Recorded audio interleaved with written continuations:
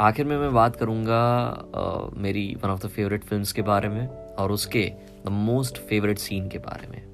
पहले लफ्ज़ों के मोती, फिर यादों के मोती। ठीक है। जो कभी मेरी याद आ जाए तो मिलने ज़रूर आना। जो कभी मेरी याद आ जाए तो मिलने ज़रूर आना। मैंने वो पुरानी आदत इंतज़ार की, आज तक नहीं बदली। मैंने वो पुरानी आदत इंतज़ार की, आज तक नहीं बदली। जो कभी मेरी याद आ जाए तो मिलने ज़रूर आना। अब इसकी वजह से मुझे one of my favourite films और उसका द मोस्ट फेवरेट सीन उसकी याद आ गई। मूवी का नाम है इजाज़त। ये सीन है नसीरुद्दीन साहब और रेखा के बीच में। नाम है महेंद्र और सुधा। एक्चुअली नाम भले पुराने से लग रहे हैं और मूवी भी वैसे भी पुरानी है, 80s के टाइम की मूवी।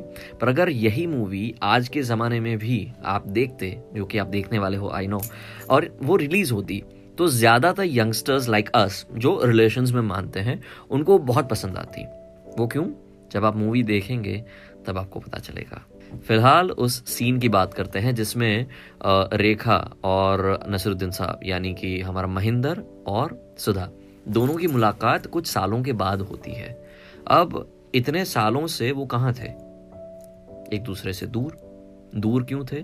क्योंकि दोनों जब नज़दीक हुए, यानी कि दोनों की जब शादी हुई ना, तो वैसे तो शादी हो गई थी, पर हमारा जो महेंद्र था वो अपने पास्ट से, अपने मांझी से बाहर ही नहीं आ पा रहा था। उसका रीज़न एक्स गर्लफ्रेंड। दोनों लिव इन रिलेशनशिप में रह रहे थे, पर कुछ कारणों की वजह से दोनों को अलग होना पड़ा। फिर हमारा महेंद्र अकेला पड़ गया। वहाँ पे सुधा उनके एज सपोर्ट आई। फिर दोनों की शादी हुई।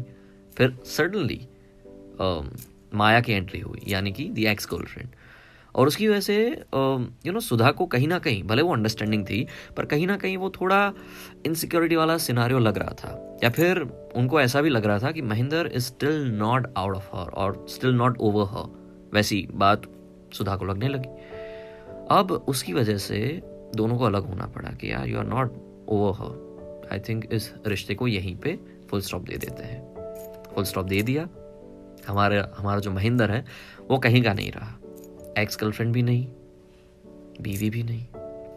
अकेलेपन की इस आग में जलते जलते कुछ साल उन्होंने बिताए। फिर आई बारिश थी रेखा के साथ की मुलाकात की।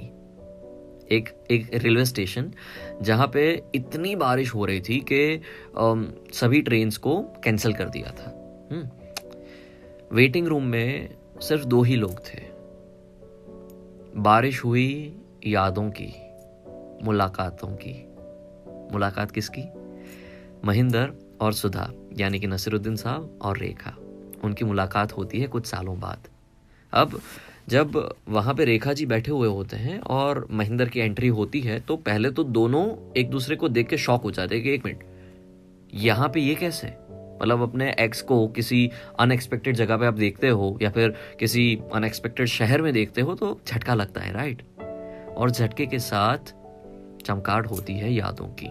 जब आप दोनों साथ थे, जब आप दोनों अकेले हुए या फिर अलग हुए, वो सब एक ही पल में वापस आ जाता है। फिर दैट ऑकवर्ड साइलेंस, फिर हाय हेलो, फिर बातें। तो वही बातें यहाँ पे भी शुरू हुई। पर पहले साइलेंसेस, मतलब दोनों के बीच में लफ्जों से बातें नहीं हो रही है, पर इशारों से, अपने जेस्चर्स से सब कुछ दोनों लोग बयां कर रहे हैं। मतलब कैसा पता है?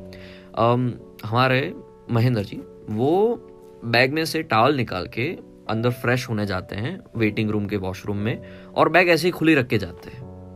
रेखा जी को पता था कि ये इतना इररिस्पॉन्सिबल इंसान है कि इतने भरे रेलवे स्टेशन में अपनी बैग, खुद की बैग ऐसे खुले रख के जा रहा है। तो रेखा जी ने वो बैग बंद की, क्योंकि उनको पता था कि वो पुरानी आदत है और खुद की भी आदत है ठीक करने की। तो बैग बंद की, फिर वापस अपनी जगह पे बैठ गए। महेंद्र जब वापस आता है तो बैग बंद होते हुए देखता है। चेहरे पे थोड़ी सी मुस्कान और आंखों में थोड़ी नमी छा जाती है, पर कुछ नहीं बोलता। कुछ पल बाद महेंद्र सिगरेट का पैकेट निकालता है। अब ये मेरा ऑब्जर्वेशन है about those people who smoke. मैं नहीं स्मोक करता, पर मुझे पता है कि ये ऑब्जर्वेशन बहुत सटीक है। जो लोग स्मोक करते हैं ना, एक हो सके तो मत किया करो, अच्छी आदत नहीं है, but that's your personal choice. So जो लोग स्मोक करते हैं तो वो हमेशा अपने पास एक माचिस की डब्बी यानी डिब्बी रखते हैं या फिर लाइटर रखते ही हैं। पर जब उनको सबसे ज़्यादा तलब लगी हुई होती है ना कि यार सिगरेट और उसकी जलाओ और उस टाइम पे सिगरेट तो होती है पर माचिस नहीं होती या फिर लाइटर नहीं मिलता, हमेशा ऐसा होता है ना। यहाँ पे हमारे महेंद्र के साथ बिल्कुल ऐसा हुआ। सिगरेट है, माचिस नहीं है। वो ढूंढता है, कूली को बोलता है, पर किसी के पास भी माचिस नहीं है। माचिस मिलती है सुधा से। रेखा जी हमारे नासिर साहब को माचिस देते हैं। नासिरुद्दीन साहब बोले कि तुमने भी पीना शुरू कर दिया क्या? तो बोले नहीं, आपकी पीने की आदत नहीं गई, मेरी माचिस रखने की आदत नहीं गई।